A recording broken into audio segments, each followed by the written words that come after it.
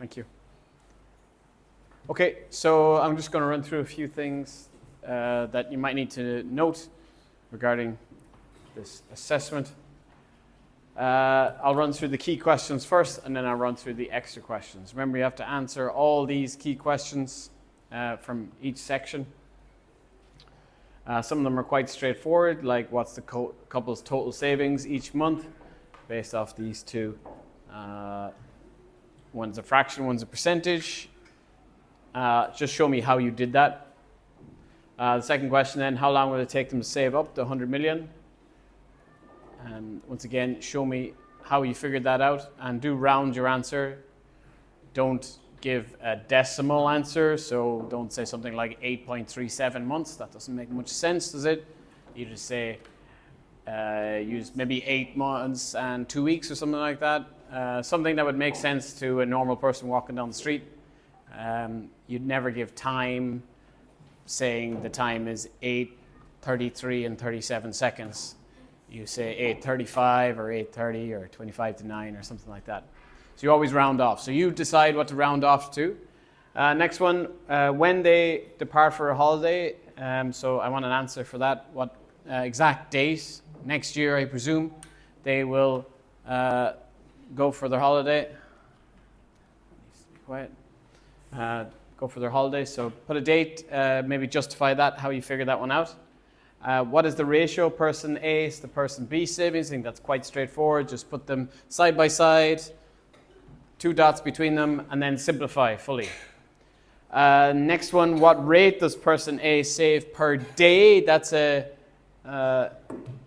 an interesting one because we only have their savings per month, and as a few people have pointed out, there's different days in a few different months. So perhaps there's 3 answers to that question. Maybe give all 3 answers. Or can we just do like the average? Like the if you've got a question, use your hand up, please. Bandy? Do they say, like, do they work during the weekends or just the weekends? You can presume to just work the weekdays. Flynn?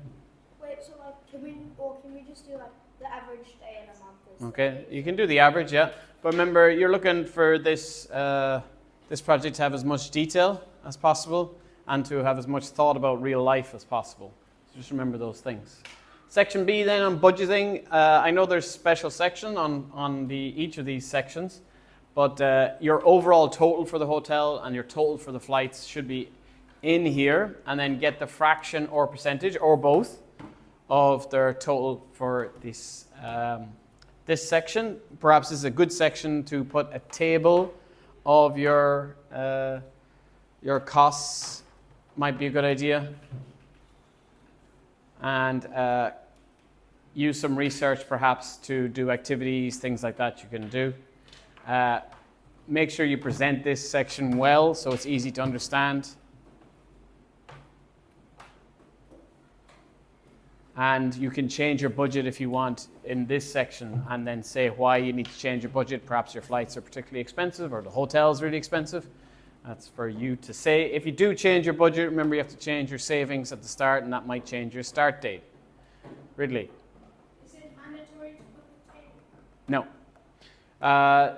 Key question, next one is how much dollars they have to spend per day. Do show me in this one how you work that out. I do not want you to just put it into a currency exchange online and just get an answer from that. I want to show how you exchange the currency using a currency exchange rate. So that means get the rate. You can use the one I gave you or find the most recent one, dollars to rupiah. So $1 is worth how much rupiah, and then use that.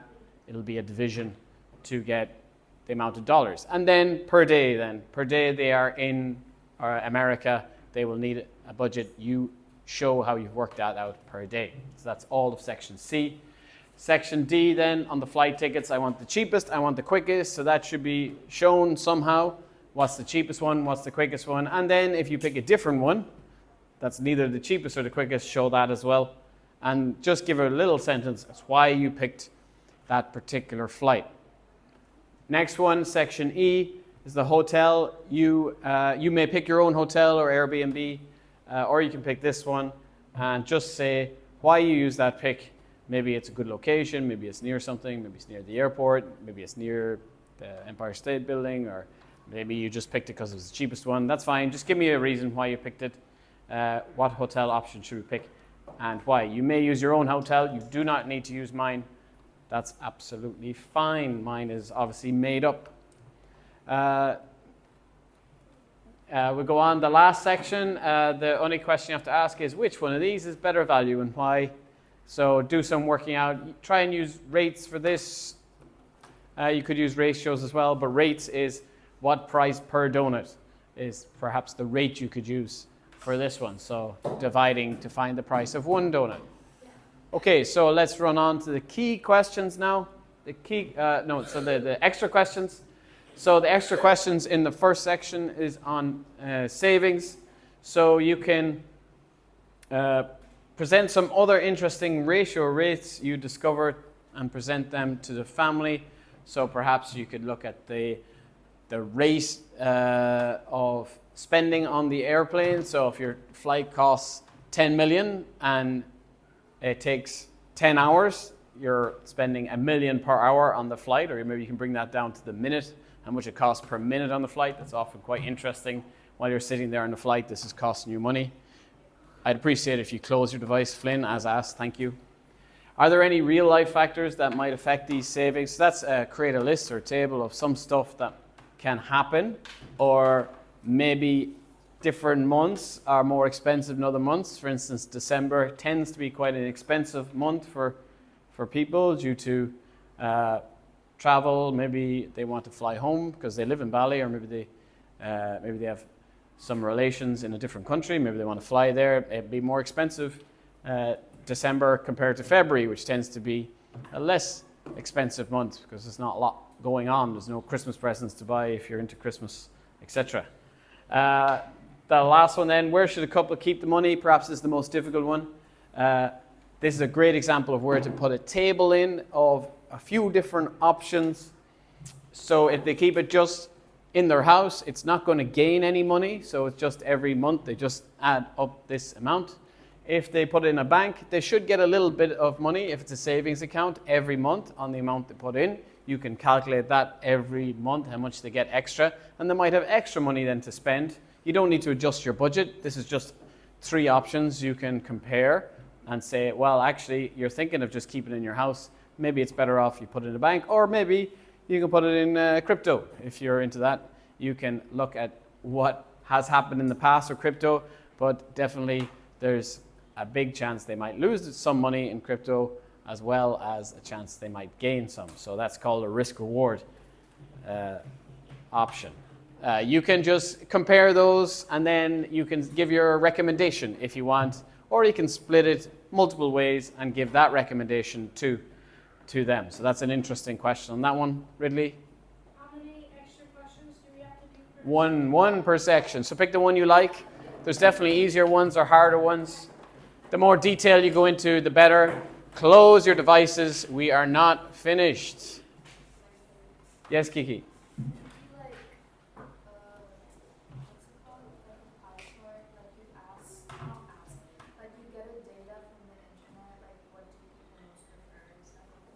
Yeah, you can get the data. You can just get what percentage is the normal returns on a savings account, and then you can just work it out. You can do some assumptions here that maybe they keep it in for a year instead of 9 months if that's easier. Or if you're picking 9 months, maybe it'll just be 3/4 of the amount they get. Okay, next one, the extra question on budgeting. Give some examples of increasing prices over time. How would that, can you close your device? Providing distraction. How would this affect the budget then? So is the price in America now $10? Will it still be $10 to do the same thing in a year's time or 9 months' time? You can discuss that. Is it possible that prices will increase and therefore you might need to affect your budget? And this one, the American restaurants thing, this is just a general discussion on tax and service charge. This also happens here in Bali, where often you go into a restaurant and there's no plus added, as they say. There's no tax, there's no service charge. When you look at the price on the menu, it's 100 rupiah. When you go to pay, it's 117 rupiah. Is that fair? Is that the way it should be? Can you come up with examples in America where that happens? Or even if you can't find in America, just use Bali, that's fine for that. Yeah. Would we also have to include tips? Because like Yep. I've been to New York and tipping is like mandatory. Yeah, so that's something you could talk about here, definitely. Service charge kind of means tips, but if you want to talk about tips as another additional charge, how is that fair? Why is that a system that happens? Just discuss that a little bit with some examples. Remember, you're always trying to use maths in this, not a big long paragraph. I want some maths, I want tables, graphs, diagrams, whatever you can, and then kind of a sentence just to sum up what you've done, any working out you've done. Milo? This one, nearly there now. Are currency exchanges that I've given you accurate? So you might need to research some of them and see how inaccurate I am. I want a figure on how inaccurate I am, how far away I am from the actual one. How do currency exchanges make money? We see a lot of this in Bali. We see currency exchanges. They say stuff like no commission. Does that mean they make no money? They're doing it for free. Are they charities? No, they're definitely not. So figure out how they make money. No commission. So you can see, drive around Bali, you'll see things that say no commission. It means they don't charge you money, technically. But how do they make money then if they don't charge you? Don't they just Yes? Don't they just like make the rates a little bit worse? Yes. So they mess with the exchange rate. So the exchange rate you see in the currency exchange in Bali is different than what you'll see if you went to an official bank, and is different than you'll see if you research it online. They'll give just the stock exchange currency, not the exact, not the one you see in Bali exchanges, which that's how they make the money. Yes, Kiki? Is it possible to find a money exchange place where it's accurate? You will not find somewhere that gives the exact dollar to rupiah Unless because they won't make any money. They'll actually lose unless money. they include commission. Because I've Unless- seen some yep. places that do include commission. Yes, that's true. Yes. So there's no place that's going to just give you the exact money you are owed. They'll either take commission or they'll charge you a slightly different rate. Remember, this is about rates and ratios. So the more you can use ratios and rates to discuss things or percentages, that's better. Okay, time is money is a statement we hear a lot. Can you discuss that using rates and ratios? There's plenty of opportunity to look at rates per day, per minute, per time.